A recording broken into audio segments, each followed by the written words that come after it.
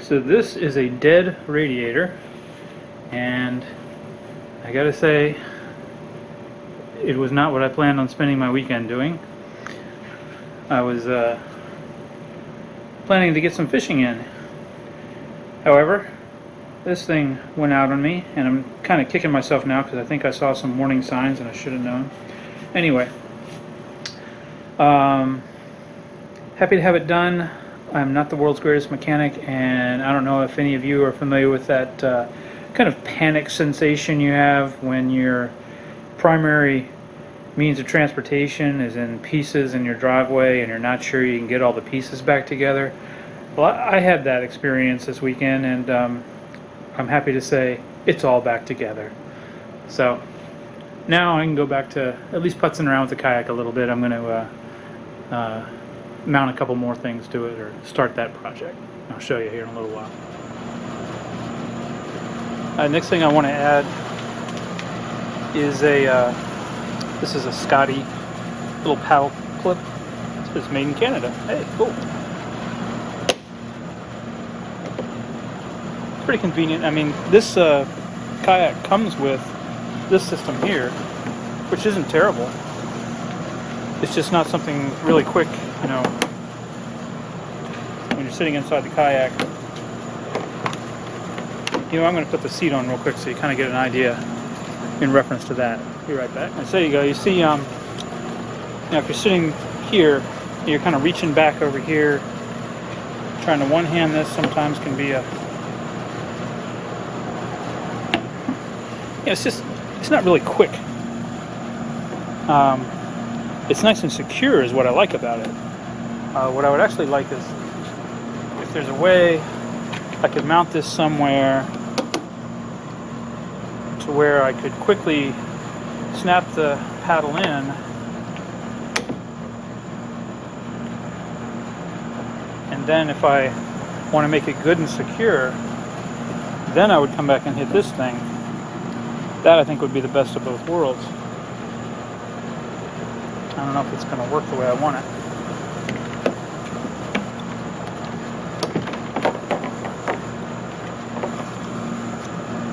And that nice little groove they put in there to make this system work kind of gets in the way for what I want to do here.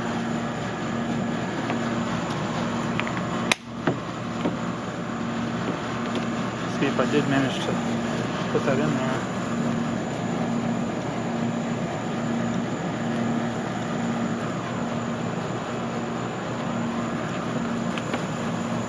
Yeah, if I were starting from scratch with another kayak that didn't have this, I might mount this and then have something like that as a backup. But I'll figure out where I want to put it. And then when it comes time to put it down, I bought some rivets with the blackheads and everything. However, I was watching Marty Zoffinger the other night. He's got a really good kayak fishing channel. I enjoy it a lot. Check him out. But he was saying that what he generally does is he just takes, I guess they're sheet metal screws really, but you know, the coarse threaded screws, and you know, stainless of course. No pilot hole or anything. He just powers them right in to the plastic, and he's never had any leaks. He's never had anything pull out, and that's his preferred method. So I might look around my stainless collection and see what I got, and if I have an appropriate size stainless, I might give that a shot. What I'm thinking is, if it doesn't work, if it does pull out or whatever, then I could it'll probably leave a small enough hole that I could then drill it out and rivet it if that's what it turns out I need to do. But, so I'll figure out my placement where I want to put this. One last thing. One thing I got to be careful of. Everybody says, you know, the common mistake is to put it somewhere, anything, whatever you're mounting. I'm going to mount some cleats, I'm going to mount some other stuff. But they say the common mistake is you mount this stuff and then you find out when you take the boat out is that you put it right where you're going to hit it when you're paddling. So I'm going to try to keep this whole area here as clear as possible. Just thinking of where my hands go when I paddle. So, just another observation.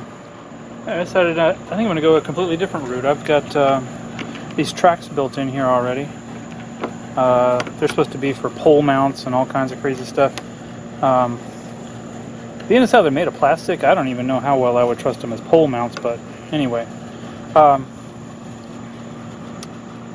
So I dug through my stainless hardware, and I just happen to have some perfectly sized little machine screws, and I have some little offcuts of aluminum from another project that look like they'd be about the right size. I'm going to clean the edges up and everything, drill and tap them for whatever size that is,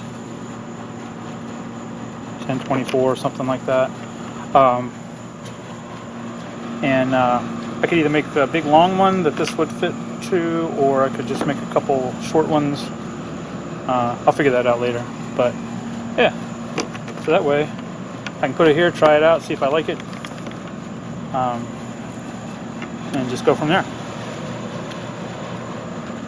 I think I'm going to do the same thing for a cleat.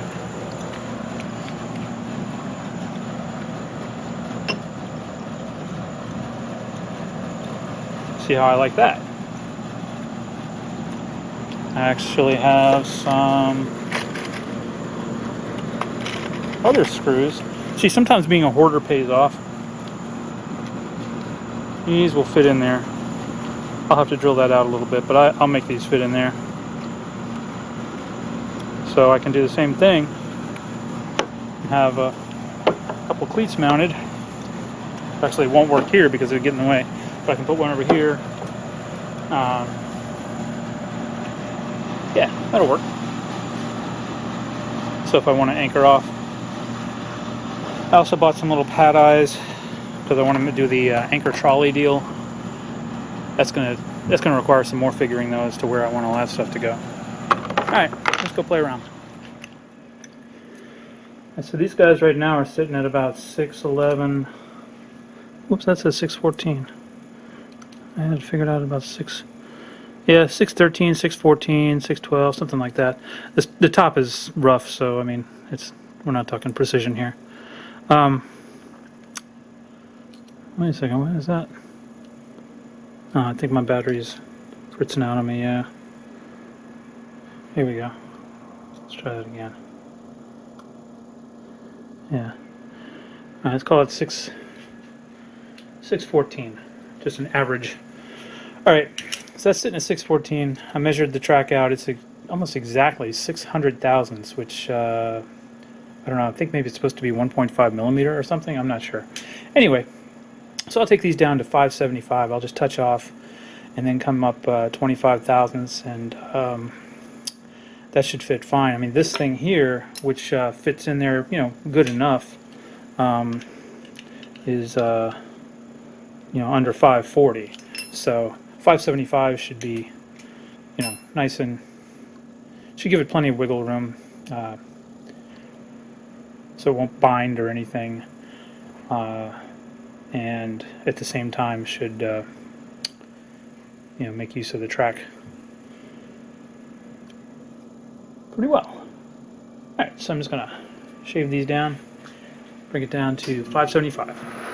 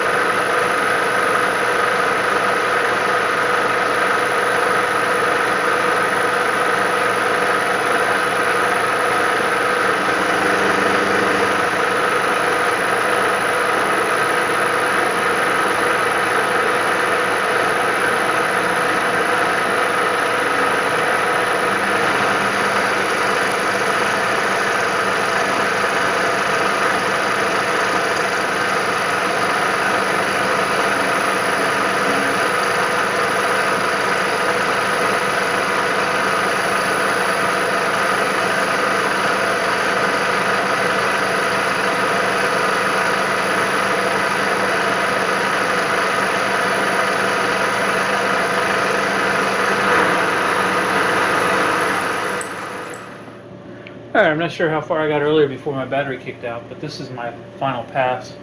I'm getting somewhere around 575. This is not NASA grade.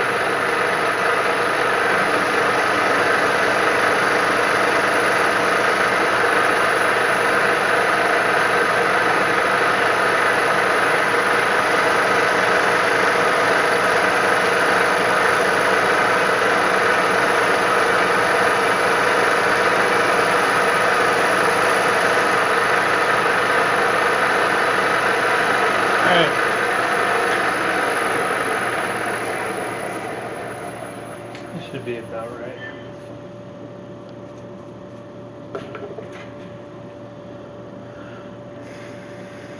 Let's figure this out. Yeah, it says 575. Hey, so it's just I'll deburr it a little bit and then just take it out there and see how it fits. Tighten it up more. Alright, so that's making for a pretty good snug little fit. And I kind of suspected this would happen. Yeah, the decision's being made for me. I can't make a long one because it just won't clear the chamfer that's there. The recess, I should say, not chamfer. But, I just dropped my screws. Anyway, so I'll cut these. I'll drill and tap the holes and cut and make little blanks to go down in here. I'll make a bunch of them so I can use them for other stuff that I want to make. Alright, probably not the most precise way to find center, but works for purposes like these. I've scribed a line down in there. I don't know if you can see it in the light here. Can you see that? I scribed a center line basically. And so I'm just going to center up this edge finder.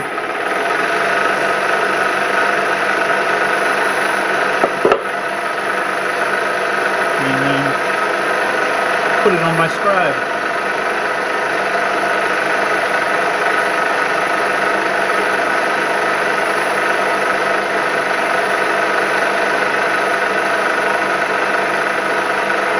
That's it. It's there.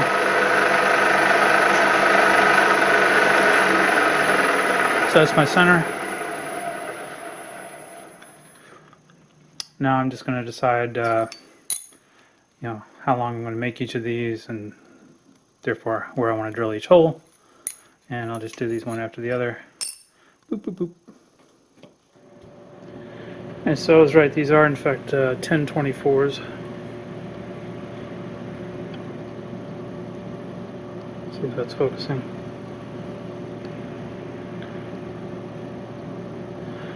So looking at my chart, find 1024s and figure out what size drill I need. Here's 1024s, and the drill size would be the number 25. See that?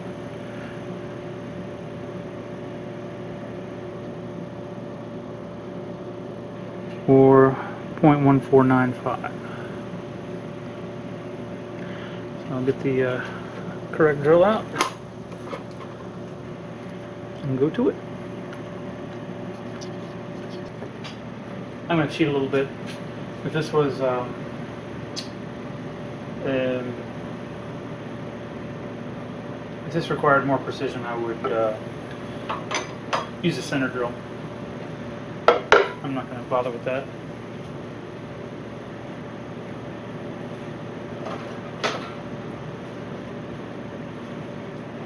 Probably gone way beyond the precision requirements on this already. Old WD-40.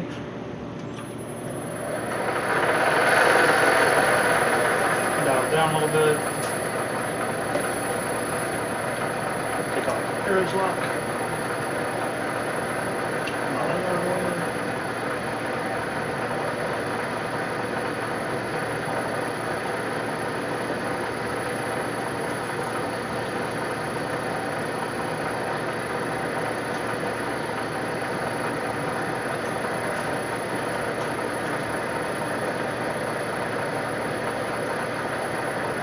I've got a DRO off camera here. So I'm just going to come over 1 inch. I came in 1/2 inch from the edge, and I'm just going to do 1 inch, 1 inch, 1 inch.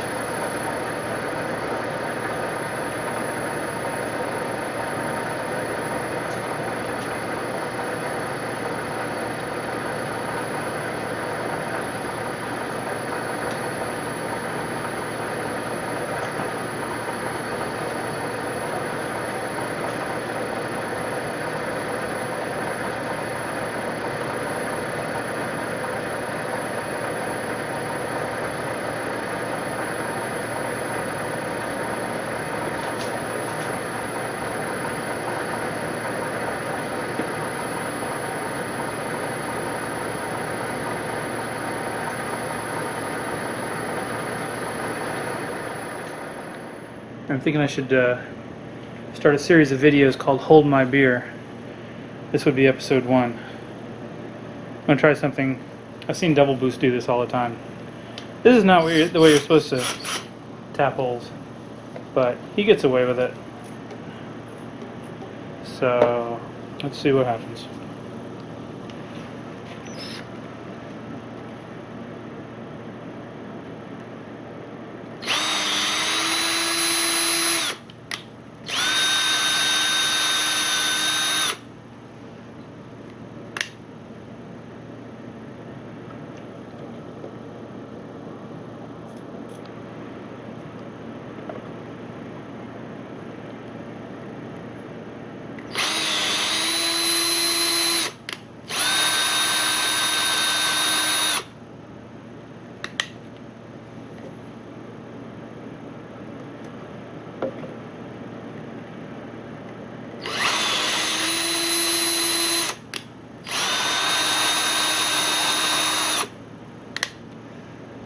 Appears to be working.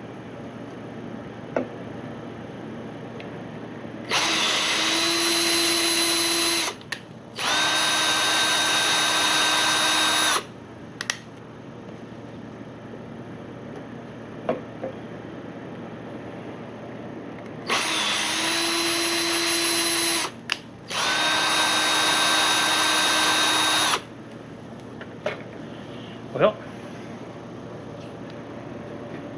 that won't be the first thing I've learned from Double Boost. I'm sure it won't be the last.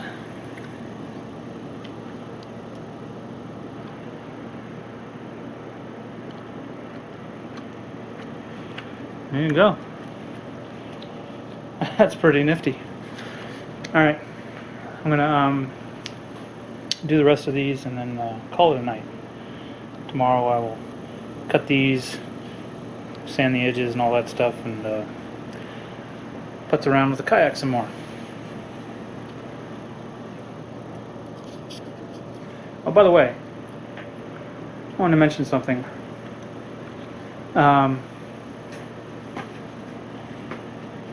If you wanted to make some of these, I was using my mill because I just happen to be a hobby machinist. In fact, if you've seen in my other videos, that's what most of my videos up to now are about.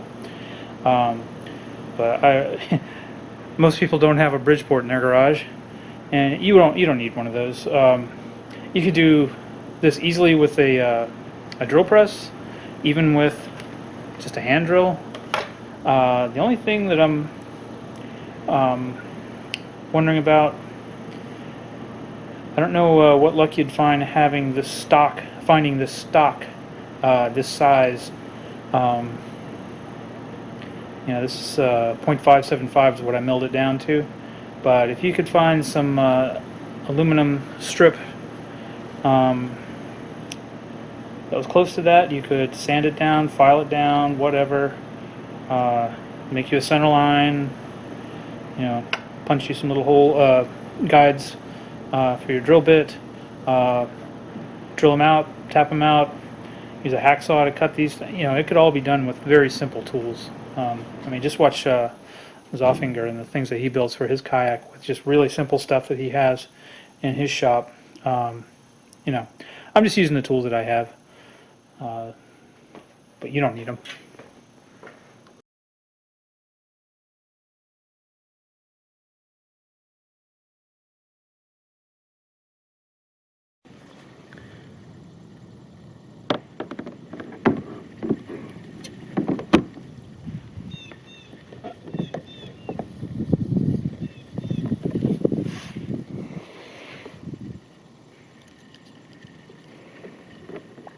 things in there good and solid that way. Oh, I might be getting a fishy bite.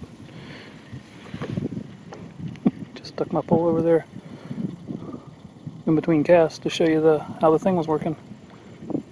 They look like little fish. They're ambitious though. They're going after the big hook.